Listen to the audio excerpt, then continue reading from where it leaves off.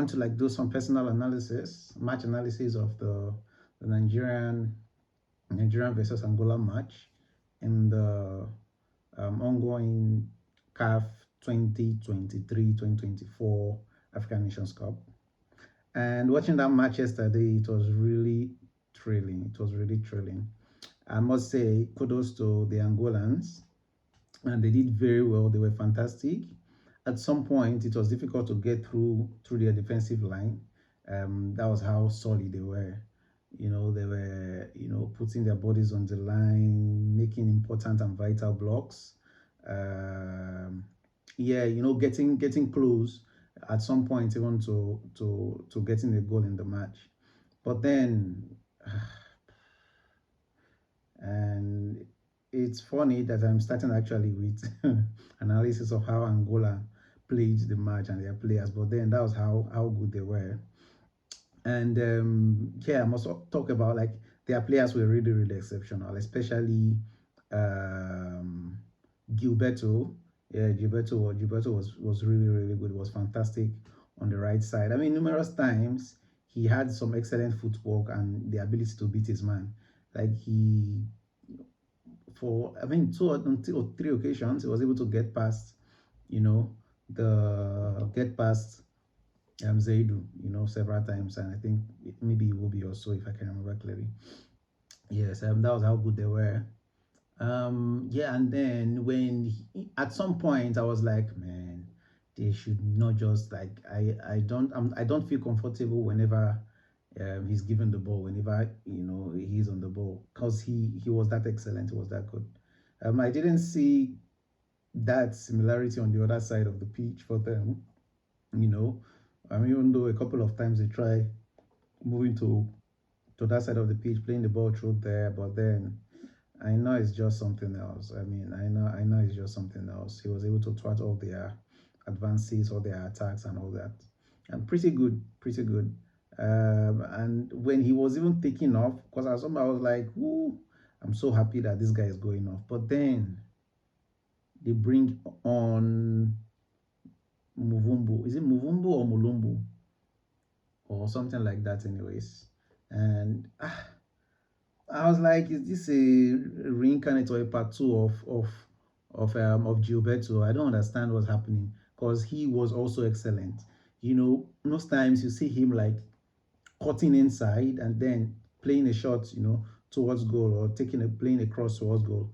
And I think it cost the Nigerian defense, it cost our defense some issues. But yeah, that's about the Angolan side. They were unfortunate not to get a goal, and that was also due to the brilliance of our goalkeeper Wambali. I mean, that guy has been excellent ever since we've been playing. He has been excellent. He has that composure, that confidence, that ability to like know that for this ball that is coming, I'll go get it. I'll risk it. I'll take a leap to actually hold on to that ball, and he did it a couple of times. And I also love his the way he also plays with so much happiness and joy, and the way he commands the defense.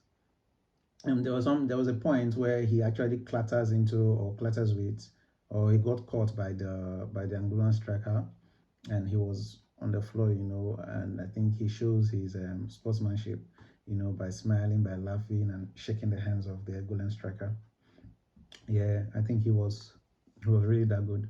Yeah, talking about the Nigerian team. Where do we start from? Where do we start from? I would start from the manager, right? He has done Peseros has done really, really well. This is someone who is like, he knows what was working for him, and he's sticking by it. Like, there is this saying where that goes like, don't change a winning team, right? Or if it's not broken, don't try to fix it. And I mean, the lineup or the team he has put together is a team that is ready to play together, play for their lives, play for the manager, play for their country. They are concerned about the present. I mean, these are not group of players that are thinking about, oh, I think I need to get back to my respective club. I'll earn more there. Everything is much more better. But they are concerned about now about winning the trophy and bringing it back to Nigeria. So I think that is also something to consider for every football manager to think about. I don't just want to get skillful players, but I want to get those that are ready to play for the team, that are ready to commit their lives and their hearts out, to play for the team. I think that's also much more important than anything else, because if you have two or three players in the team that are really not ready to put in so much effort, then that becomes a weak point. They are unable to track back.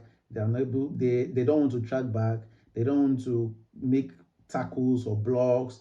They don't want to run. They're just so lazy. Anyway, so I think that is something he has gotten right. Looking at, yeah, I talked about Wambali. Yeah, he's really good.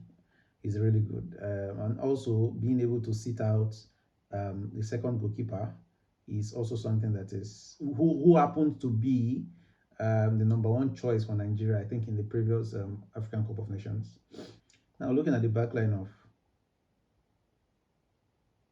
Trust Ekong, Ajayi, and Zaidu, and it's just something else. It's just something else. These are people that, like, when they play, they're like, when no one is going to cut through us, we are going to block every inch, every pass that we get. And they did fantastically well. Now moving on to the midfield, we had a combination of we had Aino, we have Franco Yeka, we had Iwobi, and several others that did exceptionally well. And Lukman was there. He was really really brilliant. So far, it seems like back he may be the top goal scorer of the tournament with the way things are going. Like, he always gets into very good positions, strikes the ball with power and precision. So far. Looking at his goal in the match, it was one where it could go either ways. As a Liverpool fan, fortunately, we had, having a certain player like Lukman in Darwin Nunes, especially when it comes to putting, like, having so much energy and so much power on your feet. We've seen how many times the Nunes has either blazed the ball over the bar, struck the post, or played it to hit it hard towards the goalkeeper or a defender. But then Lukman was able to, like, strike the ball cleanly, even though there were lots of bodies within the box that were ready to block the ball. Right, he was able to strike it, you know, on target and cleanly for that matter. So I think he did well, and not also withstand. And I think before that goal, right, credit must be given to Zaidu. I think Zaidu, Simon Moses, yes, because I think it was actually Simon Moses that he was given the ball and he had so much pace to beat the Angolan defender. Before he then, lays the pass onto Lukman, Ademola Lukman. And Lukman was excellent with the finish. And talking about the man, the number nine himself, Victor Osimhen. He was also brilliant. Once again, exceptionally brilliant.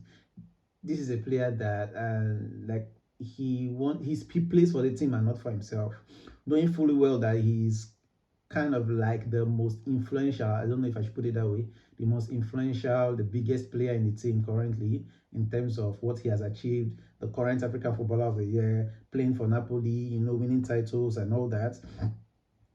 Despite all that, he isn't one who is being selfish and wants to play for himself. He plays for the team. You see, he tries to win tackles. He tries to win, area balls. He tries to run for the ball. He tries to look for a pass, look for a player to lay the ball onto, and not just thinking about scoring by himself. So he always look for good spaces or players in good positions to also lay the ball. I think he gave the Angolan defense a really tough time, and he was unlucky a couple of times where he could have gotten a goal actually. One of them was chalked off for offside, correctly chalked off anyways. Another was one where he headed the ball straight to the goalkeeper, and that was actually sumptuous because the defender never knew he was coming, and he was so fast and accurate in getting his head on the ball. And the other one like went across the post. So Osimhen, brilliant. Osimhen, brilliant. And the Angolans, they did well. We actually saw glimpses of what they have been playing in previous games. Anyways, nice one. So Nigeria will be meeting with either South Africa or Cape Verde in the next round in the semifinals. You know, yep, yep. That is it. So thanks, guys. See you in the next one.